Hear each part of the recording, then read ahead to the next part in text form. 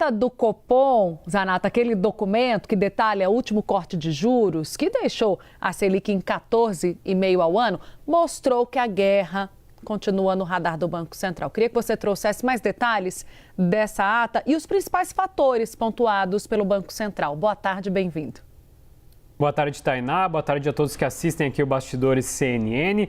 E é isso, Tainá. Assim como o Dario Durigan falou ali no Roda Viva sobre a guerra, o Banco Central, na sua ata do Copom divulgada hoje, também reforçou o cenário de incerteza com o conflito no Oriente Médio. Ele usou até um tom ali mais duro do que o comunicado da última reunião lá no fim de abril, que o Banco Central optou pelo corte de 0,25 ponto percentual na Selic. E agora a gente tem o juro operando a 14,5% ao ano. No macro, Tainá, a gente não teve uma grande novidade assim. O BC ele reforçou o tom de cautela que ele já vem observando aí nessas reuniões recentes, depois do começo da guerra no Oriente Médio, mas a gente tem algumas sinalizações mais claras de como ele vai atuar ao longo desse conflito. A gente separou aqui 3 destaques para mostrar para vocês, e o primeiro deles que eu queria chamar é justamente a parte que o BC fala sobre as expectativas desancoradas da inflação. O Banco Central ele chama atenção principalmente para as expectativas longas da inflação para o ano de 2028.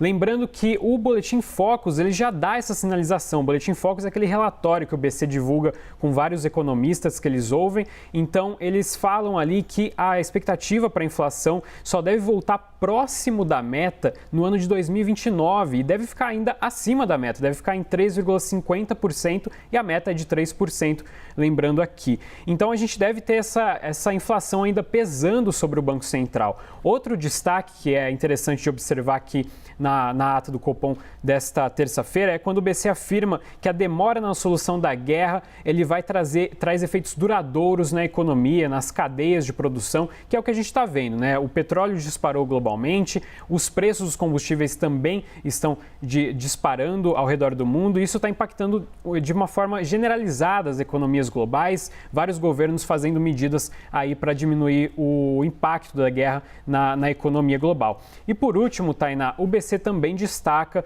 que ele vai combater os efeitos desse choque do petróleo, mas também falando ali em serenidade, ele vai aguardar dados, números, para ter uma certeza, ou pelo menos tentar ter uma certeza de como agir diante de um conflito que gera um completo escuro ali no mercado financeiro, nos agentes econômicos e também na própria diretoria do Banco Central e no mundo todo, né? Todo mundo ali está tentando entender para onde que vai esse conflito no Oriente Médio, Tainá. Então, basicamente, o BC ele reforçou esse tom de cautela nessa ata divulgada hoje e a gente deve seguir, então, vendo um juro mais elevado por mais tempo, a taxa acima dos 2 dígitos, pelo menos ao longo desse ano. O próprio Boletim Focus já trouxe ali na segunda-feira, também falando que a expectativa do mercado financeiro é de que os juros terminem o ano em 13%, Tainá. Então, a gente deve continuar aí com uma política monetária restritiva e o BC aí afirmando que não vai